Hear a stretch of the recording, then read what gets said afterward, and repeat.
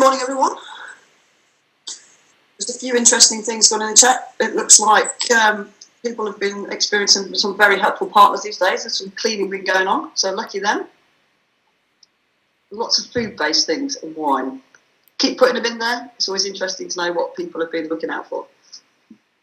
So, just to recap over our project ambition, in particular, the bit at the bottom and the bits highlighted in orange, that we are trying to achieve a service which is easily understood, fair, accessible and beneficial to our residents.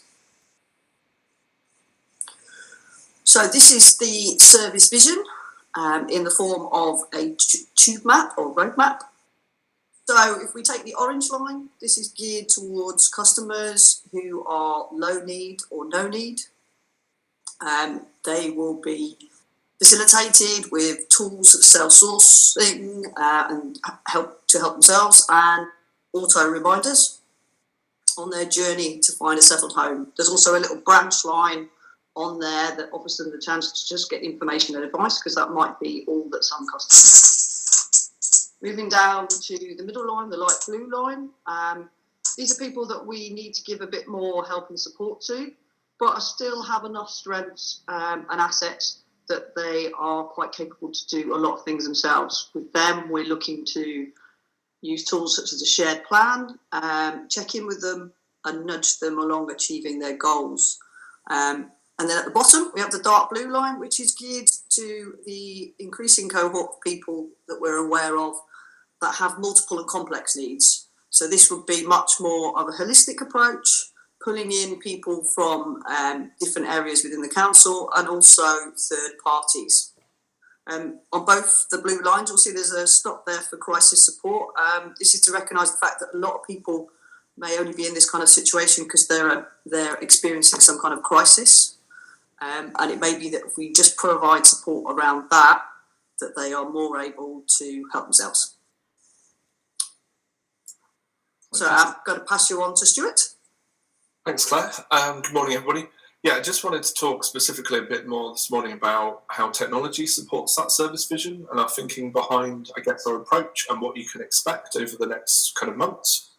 So as you know, we've kind of been building and testing really specific kind of task-based tools that support the core of what you do as a service, and thinking about how we can kind of seamlessly blend those with both your corporate systems, so organisation-wide tools that are already in place and do a really good job of specific things, and also residents' tools and giving residents support to help themselves.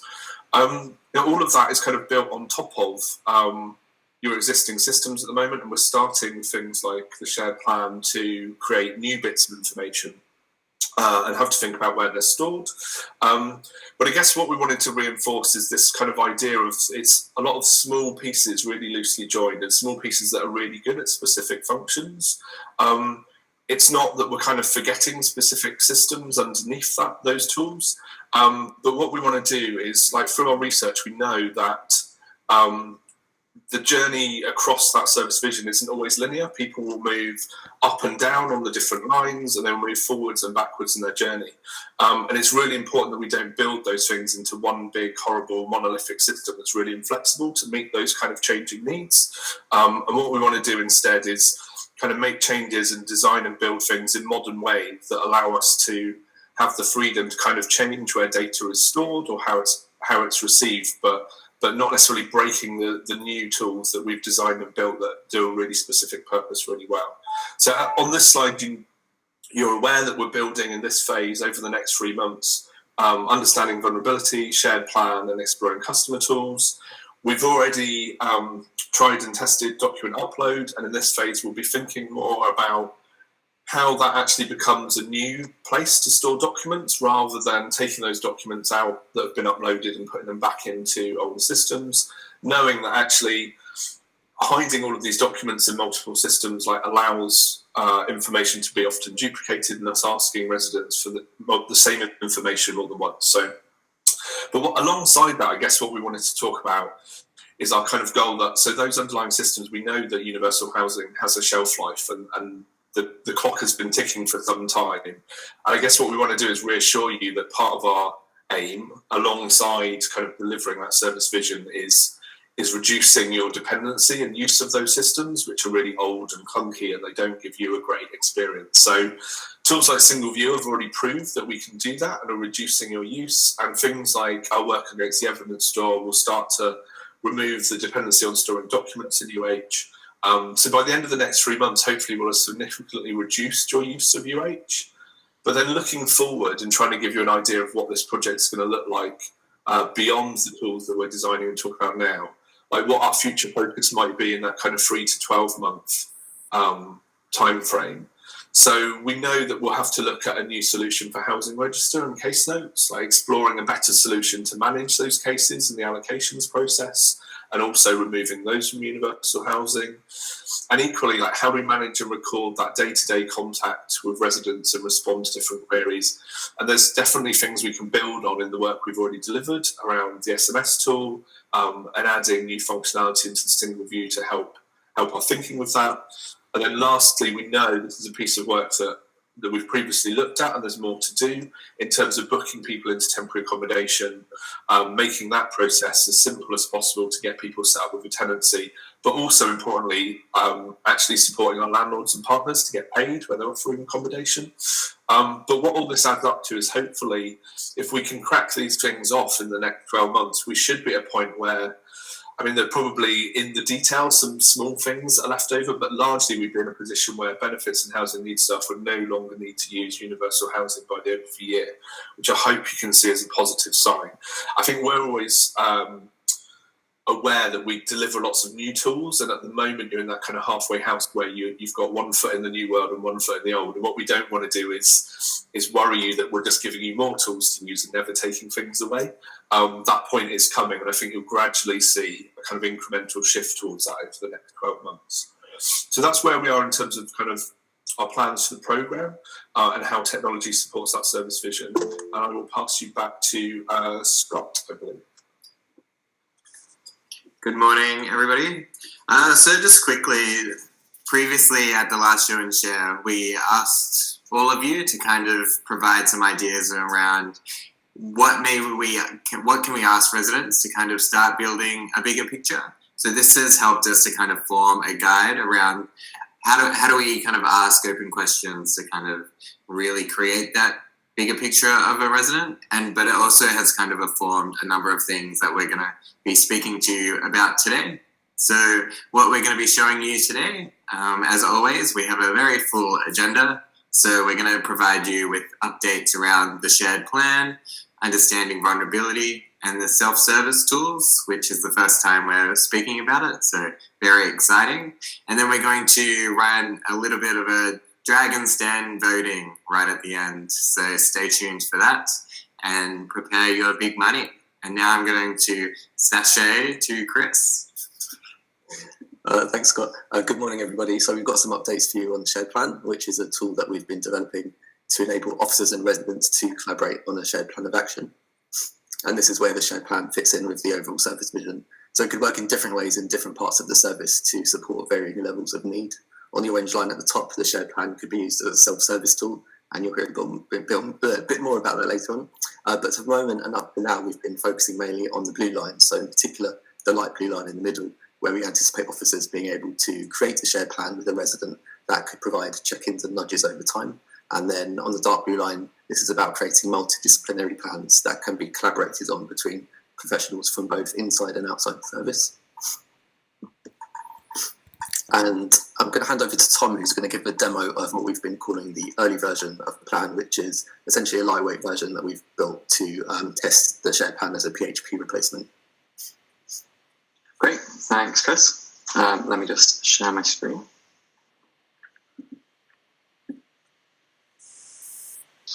Cool. So, yeah, in the last show and share, we showed you sort of the component parts of shared plan and how they were looking. But today, I'm exciting to be able to show you the end-to-end journey of like creating a plan and sharing it with the customer from Single View. So, inside of Single View, we can see any existing shared plans that customer has. And we can also create a new plan. So let's say we want to create a new plan. going to take us to shared plan, and it's going to automatically send across details about the customer, so their name, any IDs that are linked with them from other systems. And the first thing we want to do is create a goal. So let's say for Matt, we want to find privately rented accommodation, and we can set a date for when this is due. So let's say the 15th of October.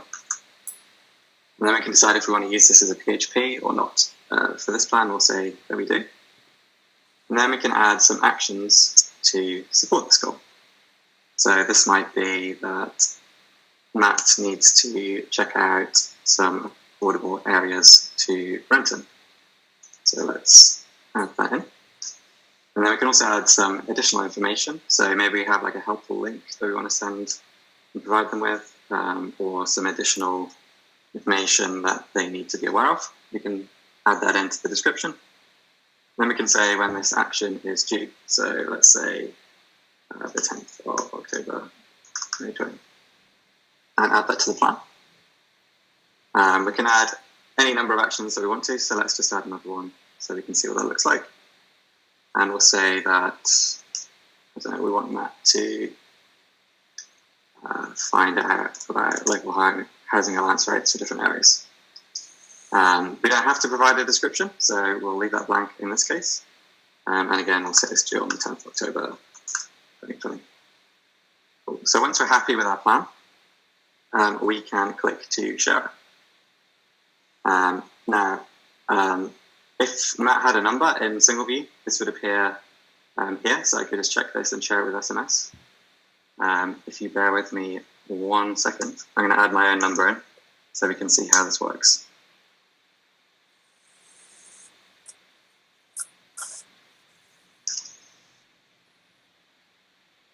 And then in the future, you'll be able to edit this from within shared plan.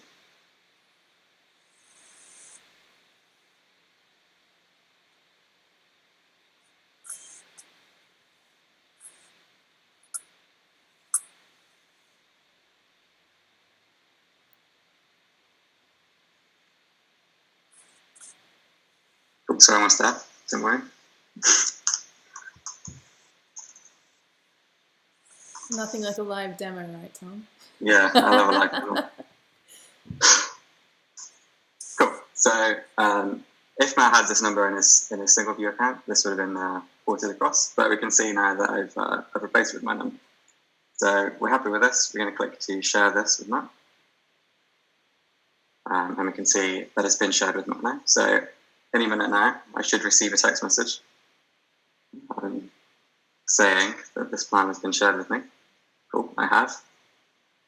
So I can see I've got a new text from Hacking Council, and I've got a link to my my shared plan. So me now, pretending to be Matt, I can go in, click on this, and I can view the plan that we've just created together. I can view any additional details that we set. Let's say that Matt's completed this, so I can go ahead and check this off. And then back as an officer viewing this plan, I can see that Matt's now checked this action off. And another thing to point out is that because we said this was a PHP, we have this all the necessary legal text also presented here.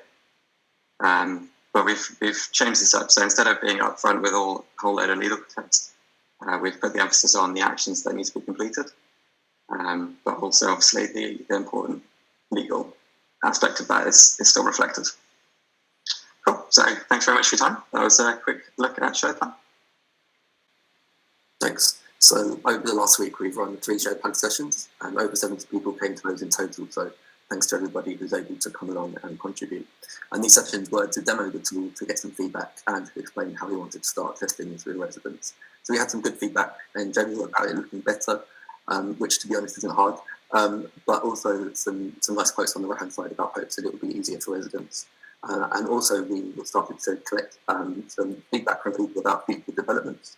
Oh, you can go back on this. Thanks. So ideas around having pre-populated actions for standard scenarios, quick links to useful resources, and then also the question about how this could be implemented as part of the standard workflow in Jigsaw. So that's something for us to take away and think about. And also as part of these sessions, we ran a live survey to gather information about officers' experiences of resident engagement with PHPs.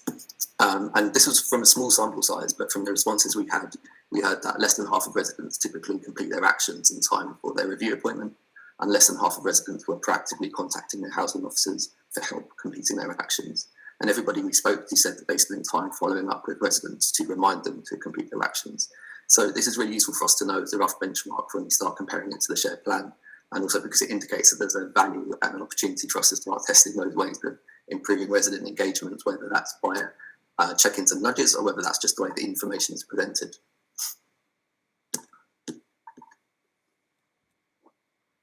Thanks. So on the right-hand side here is an example of the two different plans which we'll be testing against each other. So on the top, we've got the Jigsaw PHP, which is a multi-page document that's either printed or exported as a PDF. And we're testing that against the action and goal-based shared plan underneath. And so when we start testing this, what do we want to learn? So ultimately we want to learn, are residents more likely to engage with the shared plan? And by engage, we mean, are they more likely to read it, to refer back to it, and to understand the contents of it? Also, do they find the shared plan any more useful than the standard Jigsaw PHP? And lastly, how might we improve the information that's provided in the plan? So how we're testing this, we'll be starting to test this from next week with the help of staff on duty in the Housing Advice and Options team.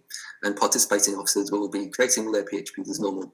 There won't be any more additional work required. The only thing we'll be asking is for when officers create PHPs for the residents, if they ask them if they'd be happy to provide their feedback on the plan that they receive in a couple of weeks' time, and we'll offer them a £20 shopping voucher for their time. And in total, we're hoping to get 10 residents to take part in this experiment. The first 5 will receive standard Jigsaw PHP, and then for the other 5, once their PHPs are created in Jigsaw, we're going to go and take that and convert that into a shared plan, which can be sent to the resident. And then a couple of weeks after they've received their plans, we're going to follow up with all 10 residents by phone to gather their feedback. So hopefully we'll have some results for you soon on that. Thanks, Chris. I will now tell you a little bit about our work on understanding vulnerability, which I'm sure you're familiar with. So this is how do we build a bigger picture of the resident's situation when they come into contact with any part of the Benefits and Housing Needs Service. So a bit of a reminder of where that fits with the service vision. This is that junction point when we understand what level of service or what level of intervention is appropriate. Can they go on the self-service journey? Can they go on that middle journey, or do they need that holistic multidisciplinary service? So you'll know from the previous show and share that where we've started is giving you tools to build a bigger picture of a resident's situation, surfacing and capturing vulnerabilities and strengths when someone approaches. But then that on its own isn't that useful unless you kind of take that extra step about if you identify a need or a vulnerability, how might you be able to meet that need? And this is where we start to bring in some things like the shared plan, which might be allocating actions for both you and the resident, or the SMS tool to follow up and share some useful resources. So last time we introduced our 2 experiments that we were running. We wanted to test some of the content around how we could start to capture vulnerabilities and assets. So we've done a Google form with the customer services team, which just has these different sections where you can check boxes to note vulnerabilities and assets when you spot them.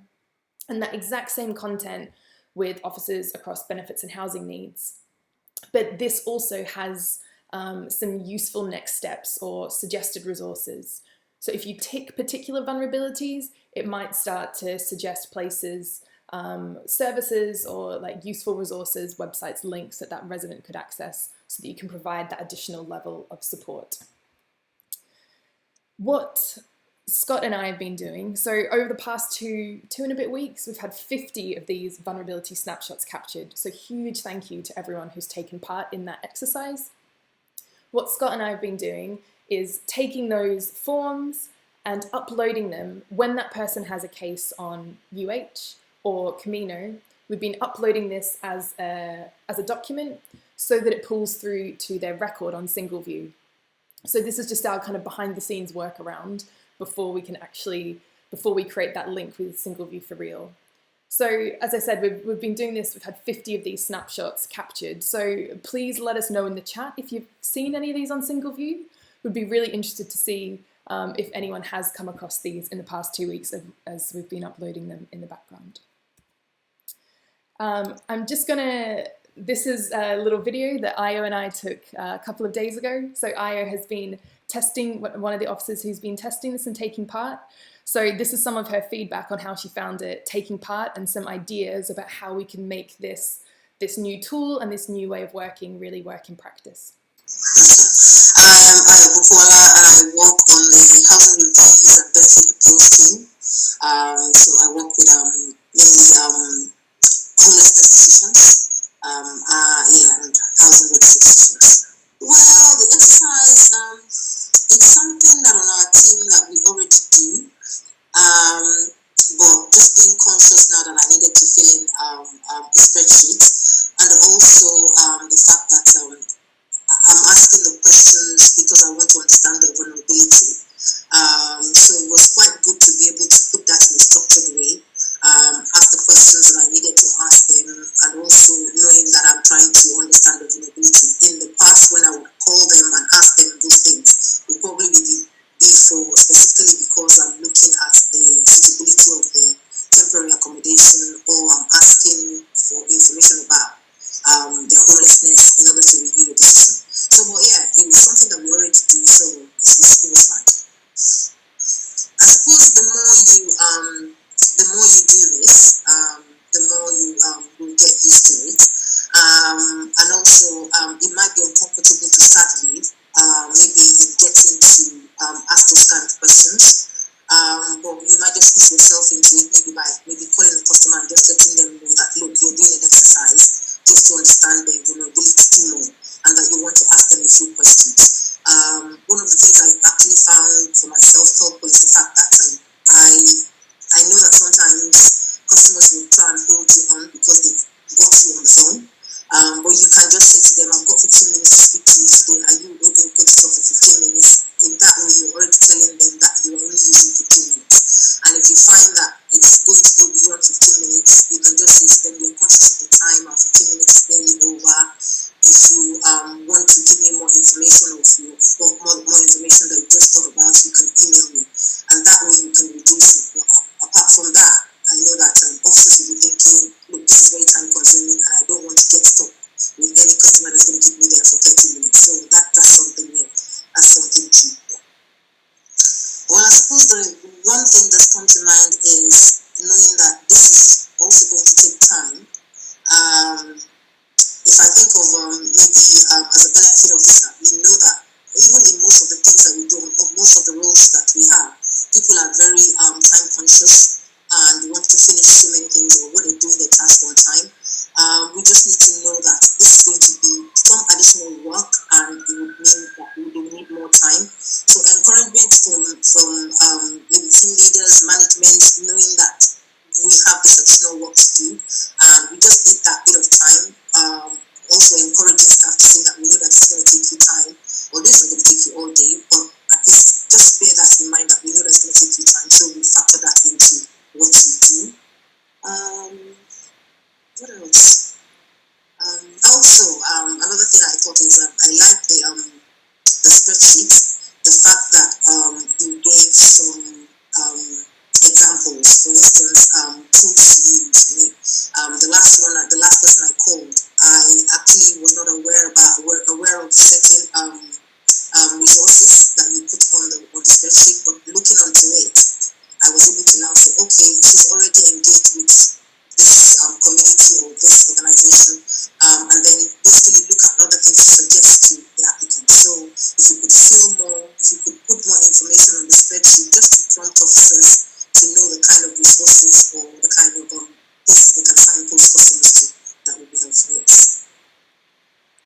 So big thank you to Io there. I know that you're on the call right now. So thank you for taking the time to give us some feedback and some brilliant ideas there as well about how we can make this tool and improve this way of surfacing and capturing vulnerabilities, but also recognizing that this is a new way of working, or a way of working that could be more widespread across the service. So some of the ideas that came out of those conversations was looking at single view in advance of capturing vulnerabilities and assets and using things there as a prompt, maybe building off the strengths and assets that that person already has to open up the conversation. Acknowledging that one of the challenges about this, it might be time, is a change in mindset and way of working, and that kind of ongoing support and encouragement from staff and team managers and across the service will really help us make this shift. I think some nice ideas about how to keep conversations to 15 minutes, so not being worried to pick up the phone and worrying that you might get stuck on there for an hour, but being able to keep conversations to a shorter time, and recognizing that this is something that we can practice and feel more confident as we get better at it. And these quotes on the right, I thought were some really nice examples about how I was using questions to ask about those different areas of someone's life. And from all of the feedback that we've got from staff who are taking part, and as well as that previous activity that we did in a show and share last week, we've started to build a bit of a bank of advice and tips and prompts for having quality conversations. These are some of the main themes that have come out. So asking permission and active listening and starting with strengths, as well as some suggested prompt questions. So last time we asked about how might you ask about someone's relationship and links with the community, and these were some of your suggestions. So we're collecting all of these things and we'll continue to build that out so that we can share the ways, the advice and tips that you have for asking these questions and working in this way with colleagues across the service. I'm now going to show you a video of how we could move away from this being a spreadsheet and something separate to how this could actually link with single view. So the first thing to note is there's a new section up here on the top left, which has got vulnerabilities and strengths and assets. And there's a button there to add a vulnerability snapshot. When you add that, that will also add it as a case note to the activity feed. So here you can see these are the same 7 categories that we've been using so far. So things about financial stability, mental health, engagement, relationships, and also have links out to some of that guidance that we were just talking about. So this is where we could start to link to some tips for asking open questions and useful resources on the knowledge bank. It's also worth noting at the top there that rather than just having the birth date, we're also starting to make this feel more personalized and human by pulling out things like the age. So there's an option there to open all. So you can open all of the different sections here, and that will start to show the vulnerabilities and assets, the same content that we've been testing so far. So on the left-hand side, this is where you can start to capture vulnerabilities in blue. And on the right-hand side, this is where you can start to capture strengths or assets that that person has. So for example, if you started to click some vulnerabilities there, it might pull out some additional guidance on the right-hand side. And this can start to give you ideas about actions and next steps you can take to support that person if they have those vulnerabilities. You can also see that when you're checking those boxes, it starts to add a little blue and orange dot next to the physical health title. So you can see that this person both has vulnerabilities and assets around their physical health. So that is how you will be able to capture them. I'm going to fast forward a little bit. For example, if you said that that person had a case with adult social care, there might be opportunities here to start adding more information. So you could capture a contact and that person's name and phone number. And again, this is information that later down the line we can start to pull and visualize in single view. And finally, I'll show you at the bottom here, there's the option to add a case note. So if you wanted to add any more details about the snapshot that you've just captured, you can add it there. So you can see that those vulnerabilities and strengths and assets are now front and center of that resident's record on single view. So they're there, if anyone's interacting with them, they'll be able to see them. It's also added a little case note in the activity feed, which has got more details. So doing this, we can both start to build up a kind of picture of that person's vulnerability over time through the case notes, but also have a really simple and clean visual of that person's current vulnerabilities and assets that's front and center of their record. So what is next? We are going to build the thing. We've been doing a lot of the foundational work in this sprint, so we should be able to start to visualize this very quickly. But stopping with the spreadsheet, stopping with the Google Forms, and building this link to capture vulnerability through single view. And we'll continue to get your feedback on some of the designs as well. I'm now going to introduce a new section that we haven't spoken about before since Dragon's Den months and months ago. And this is around self-service tools. So you'll remember that when we're talking about self-service tools, we're thinking about web-based tools to help residents help themselves. And ultimately, this is so that we can reduce demand on the service and save staff time so that we can work with people who have higher levels of vulnerability and need that multidisciplinary support. So this is where self-service tools fits with the service vision. We're thinking about that orange line, tools for self-service and auto reminders, and also information and advice that's accessible to residents and potentially partners as well. So really the question we've been asking ourselves over the past couple of weeks is, what does this orange journey look like for residents, and how can we help people help themselves? So I'm going to hand over to Barry now. He's going to tell us about some of the work we've been doing around self-service tools in the past couple of weeks. Hello, I don't know if anyone can hear me. I'm hoping they can. Brilliant, thank you. So good morning all. I'm Barry, I'm working with the Housing Supply team. On our team, we're dealing with people who are PRS ready. Now, when we say PRS ready, we mean that they're ready to go for PRS, but they don't necessarily understand that they are ready for PRS. So what I realized is that they need to be empowered in some way so that they know where they're going. So in our previous show and share that we had a couple of weeks ago, we discussed a typical client and what kind of support they would need to help them with their self-service journey. We sort of came to the conclusion that they would need to understand that they have a reality. And for those people on the orange line, that reality is going to be private renting. So we need to basically support that reality, and we need to give them the resources to get toward that reality. So we decided that the three most relevant things would be quiz questions with a guide to help them understand our expectations of them and the expectations that they should have in their reality, a self-service plan to help them to implement our expectations, and also to support compliance in meeting those expectations. And to assist all of that, a bank of resources to help them, guide them towards how to search for a property and what to do. So in terms of a quiz, we feel that many clients obviously come to the council feeling overwhelmed. They have false expectations of getting a council house, and we need to retune their perspective in a supportive way so that they understand where they need to go.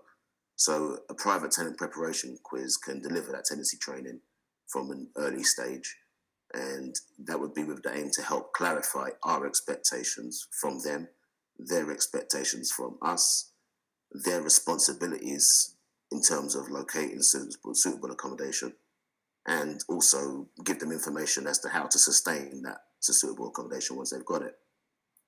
The self-service plan would help us to clearly set out our expectations from the client. So we set out reasonable steps in line with the HRA as to things that they can do to reduce or resolve the homelessness situation, and also to prevent it in future so that they shouldn't come back to us. So if we give them clear guidelines as to what we need to do via a self-service plan, we can then set out our identified reasonable steps so that they know what to do. We can then set out any suggested steps that they could take that would help them with their tenancy sustainment going forward. We can then set milestones so that they feel that they are part of the process and that there is an expectation of things to do as part of this self-service. And we can enable them to see that they are meeting those steps by having an interactive guide. In order to support that plan, we need to obviously have practical tools that they can use to understand their situation. So we're looking at setting out. Sorry, live is not great. So we're looking at setting out the last bit, which is a bank of resources. That bank of resources can help them to gain a perspective of their waiting time. So if they do have a priority, yes, you may have a housing need, but what is your level of priority? How long is it going to take for you? And should you really be waiting in limbo for that long? They need to know that. I've explained to a couple of people. I had one woman yesterday, and her waiting time was 9 years and 5 months. She's now looking at private accommodation, so it can guide them in the right direction. We can also, with these resources, guide them towards affordability and understanding suitability in the terms that we need them to understand it. So that's in terms of local housing allowance rates, reasonable areas to live, and then further to that, what additional support they can get to support their benefit, support their tenancy via entitlements. So they need to be able to understand that if they do get a property and it's going to cost a certain amount, this is the potential amount of benefit I can get. So therefore, that's suitable. This therefore empowers them on their journey into self-service, because we've set out our clear steps and they can see what they might need to do. So hopefully that should help to make their personal resilience grow and help them to make them a better tenant going forward. Thank you. I hope that's good enough. So that's fab. Thank you so much, Barry. And I think you've done a great job there of showing how these are all linked together. That, you know, the self-service plan and the idea of a quiz and resources, they can all start to link together, and can start to help us map out what that journey towards self-service might look like. So what's next? We would love to get your votes on the ideas that have come out. Barry's touched on 3 of them there, the 3 most popular ones in the session, but we've got a couple more that we would love to show to you and get you to help us prioritize. Where should we start? We'd like to test the content for that self-service plan. So at the moment, that's just using the shared plan template and pulling the content from the Hackney website into 8 steps towards finding a private rental place, but we'd like to test that with you. And we'll continue to collect information for a one bank of resources. So any useful links that you think could be useful to others in the service or to residents in terms of self-service, please let us know and start to sketch some designs. But ultimately, this is when it starts to link up with the work around understanding vulnerability. What questions can we ask to understand if someone is suitable for the Orange journey? How can we pull out any strengths and assets that someone has to see if we can build on those and enable someone to help themselves to reduce pressure on the service? So over to Scotty for some final lightning updates. Cool. So just quickly, over kind of the next 2 weeks, we'll be looking at getting shortcuts to all these amazing things on your computers in VMware. So they will include the single view, the SMS tool, and the doc upload tool for those who are using it. So look out for them very shortly in your desktop or in your start menu. So look out for them. And then just in terms of the SMS tool, so as you know, this is kind of a way of having conversations with residents through SMS from your desktop. So from speaking to some officers, we believe we're kind of currently reaching 10% of the population that we usually wouldn't, who would either be throwing out council letters or not picking up to the kind of central Hackney Council phone line. And we think that currently we're getting a 50% of the time residents are kind of following up with a call when being provided with a phone number or an email address after kind of getting an SMS. So this is pretty good, and we're starting to look at what more can we kind of do around the SMS tool. And as Stuart kind of touched on earlier today, the doc upload will be kind of moving into something called the evidence store. And this is kind of helping us test a new way for residents to kind of upload supporting evidence and kind of going back into the central service data store where anyone can kind of access it and manage those documents and put them in the systems that they need to be. So we're kind of starting to look at what are the next iterations in terms of the design. We'll be onboarding more staff from the benefits team from today, and we're going to be kind of scoping what that looks like to make the process more streamlined and sort of in terms of the managing of the documents to make sure they kind of go in the right systems and kind of goes with the kind of overall technology strategy that we have for the service. So very quick, thanks for those lightning updates. I'll be passing back to Emily, who's going to walk you through some voting and some Dragon's Den. Nice one. Thanks, Scotty. So these are the top 7 ideas, or all of the 7 ideas that came out of our workshop to think about what are those opportunities for self-service tools what are the opportunities for self-service tools? So as usual, we would love to do an interactive activity now if you'd like to stay around for the next 10 minutes and have a conversation around some of these. So I think Scott will drop the link in the Google Hangout, but it's also on the screen here. So you can do this in your browser. You can grab your phone if you've got it near you and go on this link.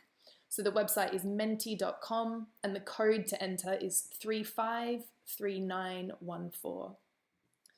So the top 7 ideas, as Barry has already talked you through, we've got the quiz questions, the self-service plan, and the one bank of resources. Other ideas that came out was doing online tenancy training, which might be particularly applicable now during COVID, but potentially later on as well. Thinking about what a strengths-based assessment looks like. So again, that's starting to link with what questions can we ask and how can we pull out strengths and assets to see what residents might have available to them so they can help themselves. Could we use the SMS tool to do automated SMS reminders so that you don't have to follow up on things that you might have, that the residents might have set themselves in the shared plan if they have a date? We could start to set up some automated text messages. And I'm sure many of you will have seen Claire's Google Slides prototype of available private rental sector properties. So is there something we could do with that? Could we start to make some of those available properties more visible to residents and more visible to staff across the service as well? So a next version of Claire's Google Slides prototype, which is shown there. So what we would love you to do on Menti is to rank these ideas for us. So there's your 7 ideas. You can do all 7 if you want to, or you can just rank a couple of them. But we would love to see, what do you think are the most exciting ideas there? Where do you want us to start? Where would you like us to pour our energy in the coming few weeks? And build some of these out into prototypes and experiments for you to use live with residents and start to test. So we've already got 2 people who have answered. So we've got the link there again at the top, which is www.menti.com, and the code is 353914. So I'm going to run you through what those ideas are again, if anyone has any questions. So starting with, this is going to be so hard as they're moving around, I'll test myself. One bank of resources, as Barry said, which is starting to collect all of these useful services that you might point people to, links, organizations, into one kind of single source of truth. We've also got the self-service plan, which I think might be winning because Barry sold it so well, which is a version of a plan for people who need to help themselves. So with little to no involvement with the council, giving people templates so that they can then help themselves. Also Claire's prototype, so a view of available properties. So when properties come in to the housing supply team and there's private rental sector places available, can we make those visible to residents and also to staff across the service, so there's a shared view of those. We've then also got tenancy training, which is lots of residents have taken part in the past, but is there a way that we can put some of that content online so that that's available for anyone if they would like to take part? We've also got automated SMS reminders, which is nudging itself to the top there. So this is, so that you don't have to chase people or nudge them, that we might be able to start doing that automatically with some of the due dates that we set in the plan, for example. We've also got a strengths-based assessment. So this might be, how can we ask people questions to understand what strengths and assets they have? And then that might help us build a plan that can help people help themselves. So without understanding what that person has that might help them build on their own support network or their own strengths and skills, That's where we'd like to start. And then finally, I think the last one is quiz questions. So as, again, Barry's already pointed out, to help people understand what to expect, could we start with a quiz and then follow up? Sorry, that's a siren at my end. Oh, so would anyone like to jump off mute and tell us about anything there they thought that was particularly interesting, or any questions or comments so far?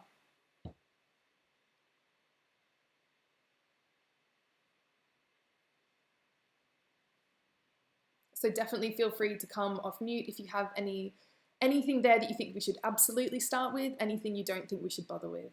Any thoughts at all?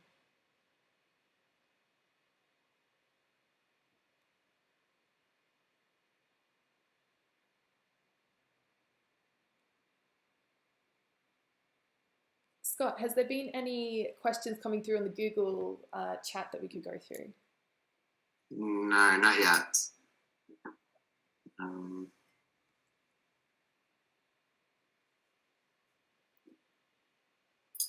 So we've got 34 people have voted so far, which is great. Self-service plan is definitely nudging ahead.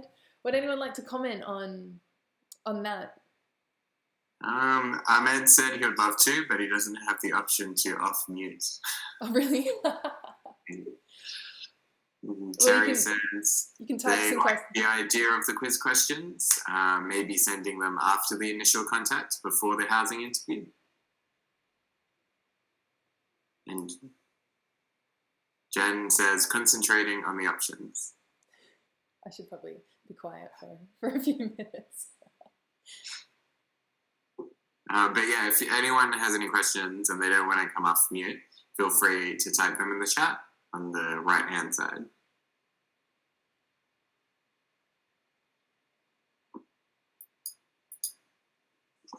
Guys, can you just tell me what one bank of resources is again? Sure. So this is the idea of having a single place to go to that might be a directory of services, so it might have like links to organizations, but also I think one thing we've learned, Jen, is there's so many resources out there at the moment, and everyone kind of has their own list, maybe in a Google Doc. So a centralized place to put like, links to the LHA rate or links to Entitled to or other resources, so that everyone's kind of pulling out of the same pool of things.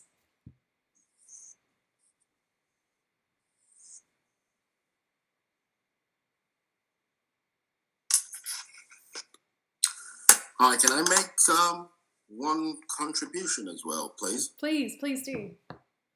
Great. Looking at the ideas in the order of preference, I think the fourth one, view of available PRS properties. I think it shouldn't be an option that should be open to the public. Mm-hmm. The reason being, once you are given the element of choice in terms of having to see the properties, you might have situations where they get stuck on one, which may not be either suitable for them or available for them. That it's a database that we should manage appropriately, on the back end, and ensure that what we are offering as a suitable property has indeed ticked all the boxes, rather than, the end user saying, oh, you have properties at Victoria Road, I want that, even though it might not be suitable, and it might bring a bit of negative atmosphere where you say, oh, you can't have this because we've looked at your needs. You probably you understand where I'm trying to get at there. So I think that should be at the back end function that is available for the team in general, while trying to prevent homelessness, rather than it being something that will be available as a data to the end users. Okay, and that's just what I need to add. No worries, thanks. I think that's a fair comment, and happy to open that out if anyone else has any thoughts on if any of these things actually shouldn't be in here at all, or if there's an idea that we've completely forgotten about, or if you have another idea about how something could be used on that self-service journey. If anyone else disagrees with any of these at all or has any questions, please let us know. Ahmed agreed with Michael. Thanks, Ahmed.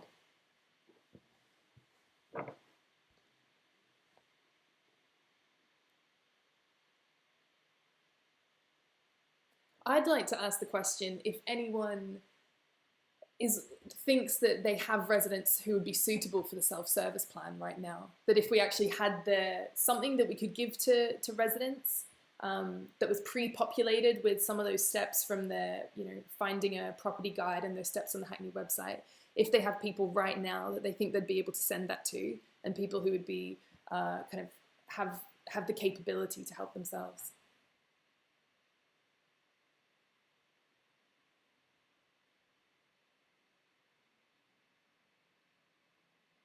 Ahmed said expectation management is very difficult to do when options are given on things that have already been determined to be legislatively suitable. Thanks, Ahmed. Thank you everyone for your votes on this. We've got 40 votes, and I think that's quite clearly showing us that a place we can begin is using the shared plan format that we already have and starting to pre-populate that with some self-service information. But great to have your steer that automated SMS messages is next, and then that one bank of resources next. So that gives us a helpful sense of priorities from you as a service when we move forward.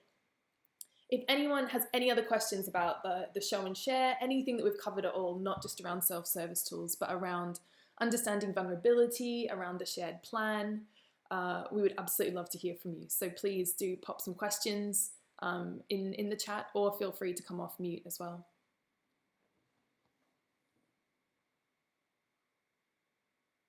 Yeah, there's a bit more chat around the PRS properties.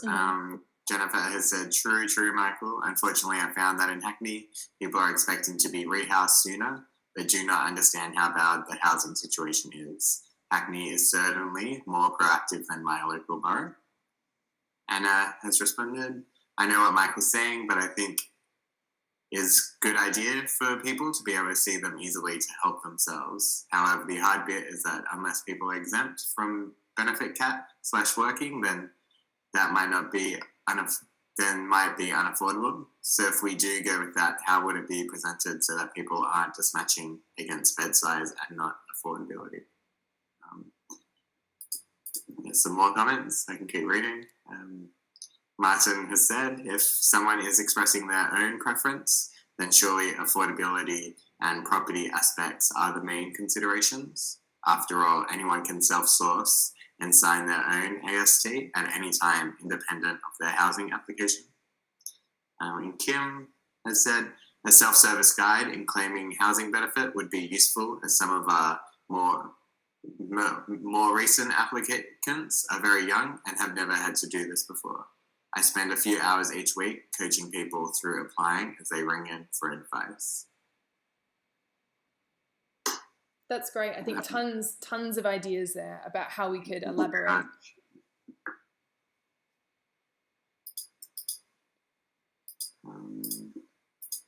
And thanks, Kim, for those ideas about other, the self-service plan that we've focused on in this scenario has been about, steps towards finding your own private rental place. But there could be other templates and scenarios about, applying for housing benefit, as you suggested. So there could potentially be other templates and other plans that elaborate on those steps that people could take as well. So thanks for that. That's a great idea. And then one last idea from Barry. Is it possible to link the affordability calculation in the self-service plan to the list of properties so that the properties can be filtered? Oh, I love it. All of the things. This has been such a useful starting point for us. And I just want to extend another massive thank you to Barry and to IO for all of their contributions today and their preparation and talking about their experiences. So really, thank you so much. This is what it's about for us, is like hearing what your experience is like using these new tools, trying these new ways of working, and ultimately, telling us where you'd like us to improve your service. So thank you so much for everyone joining this morning. As always, we're very happy to stay on the line if anyone wants to have a chat, ask some questions. But lovely to see so many people this morning. Thanks for all of your questions. We'll be going through these afterwards, and all of your contributions in the activity as well. So I'm sure we'll see you very soon, but thanks for joining.